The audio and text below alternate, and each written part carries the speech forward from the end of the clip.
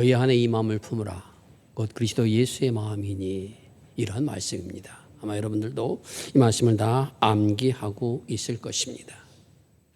하지만 성경 원문에는 마음이란 단어가 빠져 있습니다.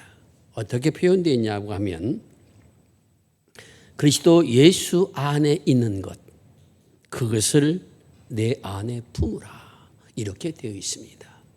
그래서 여기에 예수님의 것이라고 하는 것을 마음으로 그것을 의미적으로 새롭게 해석해서 그렇게 넣은 겁니다.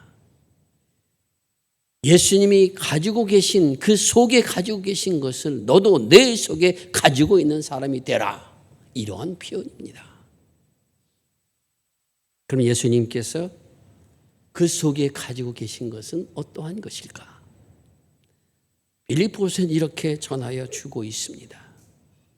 자기를 비워 종의 형체를 가지사 사람의 모양으로 나타나셨으며 죽기까지 복종하셨으니 그 십자가의 죽으심이라. 자기를 비우고 자기를 낮추며 사람들과 같이 되신 것이 바로 예수님의 마음이며 예수님의 안에 예수님 속에 계신 것이란 겁니다. 그 마음을 그것을 내 속에 내 마음 안에 갖는 그러한 사람이 되라는 것입니다. 재미난 것은 성서에 여러 가지 판본이 있습니다만은 어떤 분에 보면 이것을 내 혼자, 내 능력, 내 의지, 내 결심, 내 결단 이런 것으로 할 수 있는 것이 아니라는 의미에서 성령의 역사가 있어야 된다라고 문법적으로 쓰고 있습니다. 다시 말씀드리면은 예수님 안에 있는 그 마음을 내 마음속에 담는 일은 나의 의지와 나의 결심과 노력으로 되는 일이 아니라는 것입니다. 성령께서 역사해 주셔야 그것이 가능하다는 것입니다. 인문교육과의 작가인 김종원이라는 사람이 있습니다. 그 사람이 50에 시작한 마음 공부라고 하는 책을 썼습니다. 그 책에서 5가지를 공부해야 된다 이렇게 주장하고 있습니다. 첫째는 무엇보다 꾸준히 배우려는 마음을 가지라는 겁니다.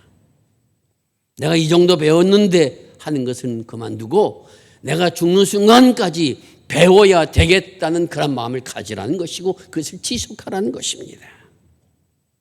또 하나는 밝은 안목을 가져라. 세 번째는 내 말에 내공을 길러는 사람이 되라. 지적인 판단력을 높이는 사람이 되라. 마음을 더 단단하게 만들어 나갈 수 있는 훈련해라. 이 5가지를 가지고 그의 책을 썼습니다. 나이 50이 되어도 마음 공부가 필요하다는 것은 이 마음 공부야말로 평생 오늘 우리들이 해야 될 생각이다. 그렇게 생각이 듭니다. 우리 모든 평생의 과제가 결국 사람이라면 내 마음을 어떻게 쓰느냐 하는 여기에 그 인생에 달려 있다는 의미가 분명하다는 것입니다. 그럼 언제부터 시작될 것인가? 초등학교의 교과 과정을 한번 살펴보았습니다. 여기도 우리 교회 학교도 우리 교회도 선생님들이 많이 계신데 과목을 보니까 도덕 시간이라고 하는 그 시간은 일주일에 2시간, 그것이 초등학교 6학년 동안 계속 2시간입니다. 중고등학교 가게 되면 이 도덕 과목이라는 것도 없고 사회 과목에 윤리 도덕이 들어가는데 그것도 선택입니다.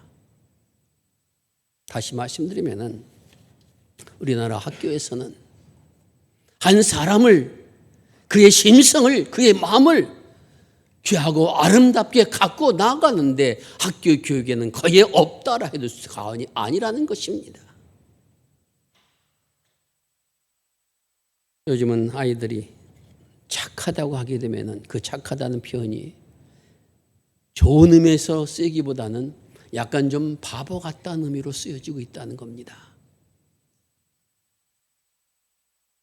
21세기를 살아가려고 하면은 그래서는 못 산다라고 하는 의식이 팽배해 있고 또한 학교에서는 어떠한 학생들이 길러내야 되느냐 여기에 가장 중요한 것은 어느 대학에 어떻게 합격시키느냐 하는 이것이 학교 교육의 목표가 되어 있다라는 것입니다. 진정으로 사람에게 중요한 인성이라고 하는 것, 마음의 문제에 대해서는 별로 가르치려고 하지 않는다고 하는 것을 우리는 알게 됩니다. 그리스도인으로서 오늘 우리들은 얼마나 내 마음을 닦는 데 시간과 정성을 들이고 있는가 하는 것입니다. 다시 말씀드리면은 내 마음을, 그리스도의 마음을 닮아가는데 내가 얼마만큼 노력하느냐 이겁니다. 김산 산굴에 들어가서 정화하는 이런 시간만이 아니라 하나님의 말씀 한 자락 붙들고 그 말씀의 의미가 무엇이며 그 말씀으로 산다는 것이 무엇이며 그 말씀을 통할 때 내 심령이 어떻게 변화되어 나가는가 이런 것을 살피며 걸어가는 사람이 되는가라는 것입니다. 오늘 우리는 시편 51편에서 자신의 마음이 어떠한 것을 깨닫고 눈물을 흘리며 회개하고 고백하는 한 시인을 만나게 됩니다. 그런 몸부림 속에서 그가 하나님을 찾고 하나님을 부르짖는 그 사람을 만나게 됩니다. 이 사람은 다윗입니다. 이스라엘 민족의 가장 위대한 왕으로 칭송을 받고 있는 사람이 다윗 왕입니다. 하나님 마음에 합한 사람이라고 신약성서에도 기록된 사람이 바로 다윗입니다. 그러한 다윗이 자신이 얼마나 미약한 존재인가라는 것을 철저히 깨닫고 쓴 시가 시편 51편입니다.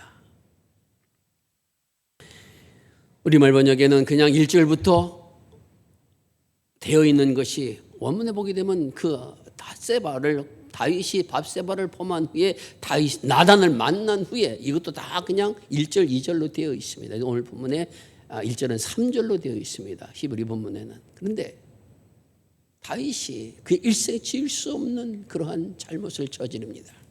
그래서 바로 밧세바라고 하는 여인을 목욕하는 여인을 본 순간 그의 모든 생각이 다 떠났습니다.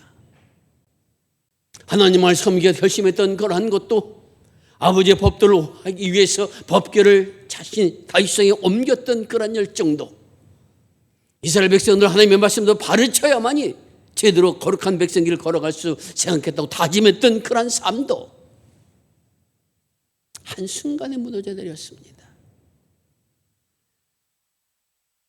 모욕하는 밧세바의 모습을 멀리서 바라보고 나서는 계교를 꾸며서 그 여인을 자신의 아내로 맞아들이는 그러한 아주 교묘한 수법이 열왕기상에 자세히 기록되어 있습니다.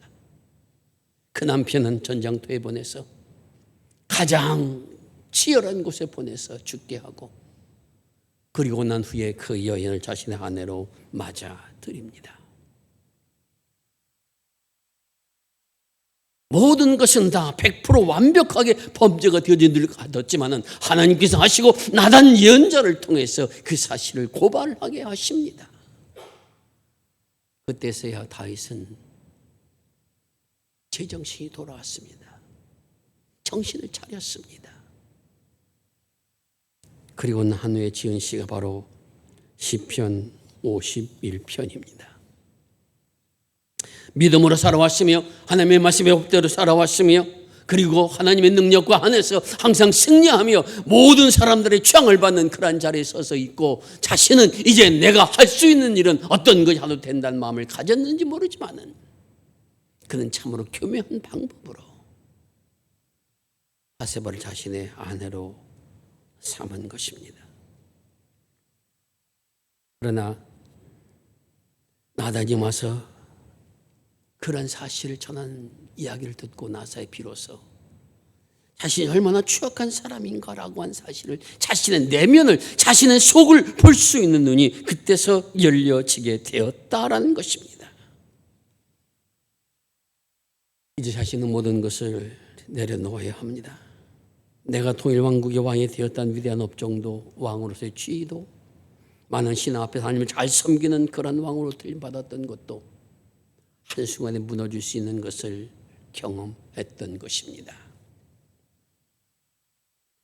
자신의 부정하고 자신의 약함을 발견한다는 것은 사람들에게 다 싫은 일입니다. 괴로운 일입니다. 이러한 인생 경험 속에서 어떤 방향으로 그 삶을 가느냐는 것은 그 인생을 좌우하게 됩니다. 우리가 잘 아는 수제자 베드로도 주님께서 죽으시는 곳에 나도 같이 죽겠다고 다짐했던 사람이지만 닭이 3번 온다 3번 부인할 것이라 말씀하셨던 것처럼 그대로 그는 부인하는 자신의 약한 모습을 보았습니다. 그 패배와 절망의 자리에서 주님이 그를 다시 찾아오셨고 그를 다시 세웠을 때 비로소 성령의 능력에 의해서 주님의 주신 사역의 길을 감당해 나갈 수 있는 제자로 서게 된 것을 우리가 보게 됩니다. 오늘 이러한 자신의 모습을 발견한 다윗은 하나님 앞에 이렇게 기도를 드립니다. 주여, 인자하심을 따라 내게 은혜를 베푸시고 많은 긍휼을 따라 내 죄악을 지워 주소서. 여기에 그가 바라는 단어가 3가지로 나옵니다. 인자와 긍휼과 자비라는 단어입니다. 인자는 말 그대로 사랑을 의미합니다. 긍휼이라고 하는 것은 하나님의 은혜를 말하고 있습니다.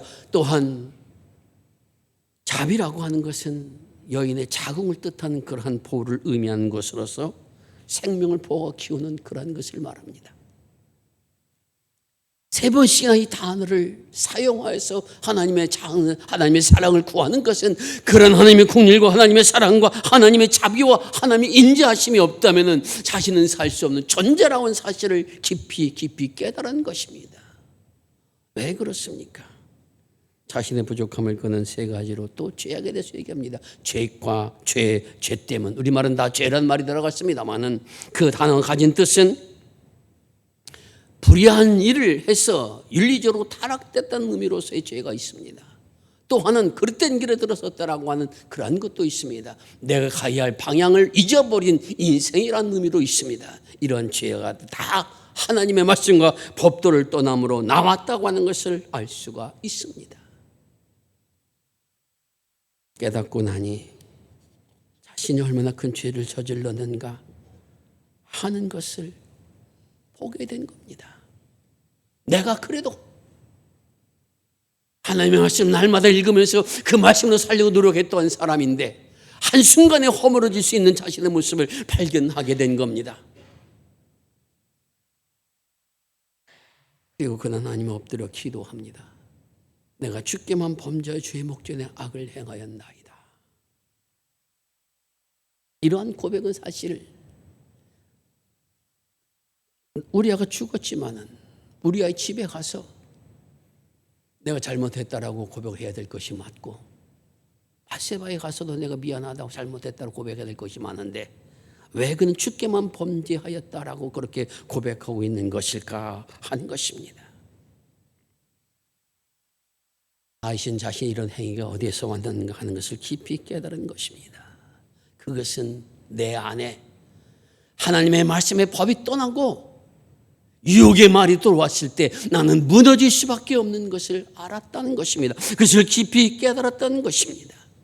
그동안에 내가 범죄하지 않고 하나님의 말씀 앞에 승리하며 모든 사람들 앞에 그리스도인으로서 하나님이 믿는 사람으로서 사랑을 받고 또한 존경을 받을 수 있던 힘은 내 안에 있는 것이 아니라 그리스도의 은혜에 있다는 사실을 그는 그 자리에서 깊이 깨달은 것입니다.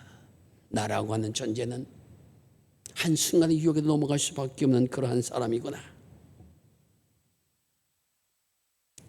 그는 하나님 앞에 그래서 무릎을 꿇었습니다. 은혜 아니고는 살 수 없는 사람이다. 주께서 은혜로 나를 구원해 주지 아니하시면 이 자리에 세워주지 않으시면 다시 설 수 없는 그러한 사람이다라고 하는 고백을 이렇게 하고 있습니다. 내가 죄악 중에 출생하였으며 어머니가 죄 중에 나를 잉태하였나이다. 어머니에게 죄가 있다고 돌리는 것이 아닙니다. 인간 존재라고 하는 것이 아무리 선하게 살려고 하고 아무리 의롭게 살려고 해도 순간에 넘어갈 수밖에 없는 약한 존재라고 하는 깊은 그러한 고뇌의 소리가 바로 이 속에 들어져 있습니다. 주께서 나에게 긍휼을 베풀어 주지 않으셨다면 나는 어차피 죽을 사람이었다는 것을 깨달은 것입니다. 주께서 은혜를 베풀어 주지 않았다면 이러한 왕의 자리에 설 수 없는 그런 사람이었다는 걸 깊이 깨달은 것입니다. 인간의 힘으로 죄악을 이어선다는 것을 불가능하다는 것을 깊이 깨닫고 하나님 앞에 은혜를 구하며 하나님의 자비와 사랑을 구하는 하나님의 인도하심이 계셔야만이 이러한 곳에서부터 믿음의 길 걸어갈 수 있는 사람이 된다는 사실을 깊이 깨닫고 용서를 구한 것입니다. 우리가 기억한 테레사 수녀는 이러한 심령을 이렇게 고백했습니다. 내 속에는 간디와 히틀러가 같이 살고 있다. 참 의미 있는 말입니다. 인도를 희생했던 간디라는 사람과 2차 대전을 일으켰던 히틀러라는 사람이 공존하는 것이 나의 뭐가 아니라 내 속이라는 겁니다.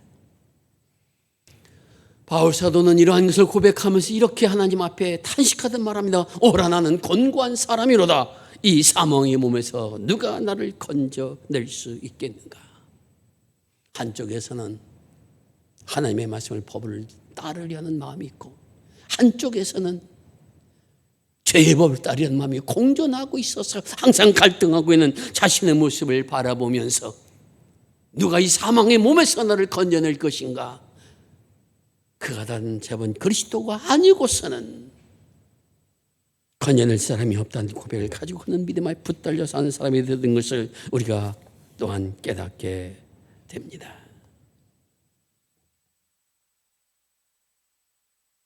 사랑하는 성도 여러분, 내가 은혜를 많이 받은 사람이라고 자동적으로 말씀에 순종한 사람이 되는 것은 아닙니다. 내 자신 하나님 말씀 앞에 비추는 그런 훈련들을 계속해 나가지 않는다면 우리는 믿음의 자리에서 그 마음의 넓이를 결코 이룰 수 없다는 사실을 기억해야 됩니다. 하나님의 은혜 아니고서는 설 수 없는 것을 깨달은 다윗은 이렇게 고백합니다. 우슬초로 나를 정결케 하소서. 내가 정하리이다. 나의 죄를 씻어주소서. 내가 눈보다 희리이다. 우슬초라고 하는 것은 이스라엘 백성들이 애굽에서 나와서 유월절을 지킬 때 그 우슬초에다가 양의 피를 묻혀서 문설주에 발랐던 것이 바로 우슬초입니다. 문둥병자가 문둥병에 들렸을 때 그 문둥병을 정하다고 선언하기 위해서 뿌리는 것이 바로 우슬초의 피뿌림입니다. 사람들이 잘못했을 때 그 죄를 또 부정한 것 접촉했을 때 그 부정한 것에부터 떠나게 하기 위하여 우슬초에 발라 뿌리는 피가 바로 우슬초에서 그것을 발라 뿌립니다. 그렇게 정하게 하듯이 나를 정하게 하지 아니하면 나는 정할 수 없는 사람인 것을 주님 앞에 고백합니다라는 고백입니다. 다른 사람이 나를 용서합니다. 아무 의미가 없습니다. 그 사람이 용서해 주는 것은 그것은 그의 은혜일지 모르지만 나는 적어도 하나님 앞에서 하나님의 말씀 앞에서 내가 정한 사람으로 되어지는 이것을 원하고 있사오니 주님 나의 죄를 씻어 주소서. 이 고통이 너무 심해서 주께서 나를 뼈를 꺾으신 것처럼 그렇게 고통을 당하고 있나이다. 그러나 주님 내가 여기서 그렇게 하는 것만은 부족한 것을 알았사오니 이렇게 기도합니다. 하나님이여 내 속에 정한 마음을 창조하시고 내 안에 정직한 영을 새롭게 하옵소서. 창조해달라고 이야기합니다. 이 창조는 하나님이 천지를 창조하셨다는 말씀에서 어떤 그 단어와 똑같은 단어입니다. 없는 것에서부터 새로운 것을 만들어낸 창조의 역사. 다시 말씀드리면 내 안에는 우리 안에는 정직한 마음이 정한 마음이 없다라는 것입니다. 하나님께서 심어 주셔야만이 가능하다는 겁니다. 성령께서 역사해 주셔야만이 가능하다는 것입니다. 내 안에 정직한 영을 새롭게 하라고 이 말씀의 의미는 정직하다는 말은 확고하다는 의미입니다. 흔들리지 않는다는 겁니다. 하나님의 말씀을 받아서 주님께서 내게 주신 그러한 정한 마음을 주셨다면 그 마음이 흔들리지 않고 계속적으로 그 마음 가지고 살아갈 수 있는 힘을 주님 주시옵소서. 이러한 기도입니다. 어떻게 그것이 가능합니까? 하나님이 창조해 주신 그 영을 성령께서 항상 붙잡아 주실 때만이 가능합니다. 그러니 내게서 성령을 거둬가지 마소서. 이것이 다시 드렸던 그러한 믿음의 기도인 것입니다. 사람의 마음은 한순간에 12번도 바뀔 수 있는 것이 사람의 마음입니다. 그런 마음이 흔들리지 않고 죄에 빠지지 않고 하나님께 주신 그 은혜의 길을 걸어간다라고 하는 것은 수련과 의지와 노력만으로 되는 것이 아닙니다. 성령께서 내 안에 정한 마음을 창조하여 주시고 성령께서 그 마음을 흔들리지 않고 나아갈 수 있도록 인도하여 주실 때 가능하다. 이 사실을 깨닫고 주님 앞에 이 믿음을 구하는 사람들이 바로 오늘 그리스도인들이며 그런 사람들이 걸어가는 길이 믿음의 길이라고 하는 것입니다. 사랑하는 성도 여러분, 우리의 마음은 그렇게 쉽게 자라지는 않습니다. 어른들이 한결같이 하는 말이 연세가 드시면 어른이 뭐가 된다고요? 아이가 된다 그래요. 아이가 된다는 건 뭐예요?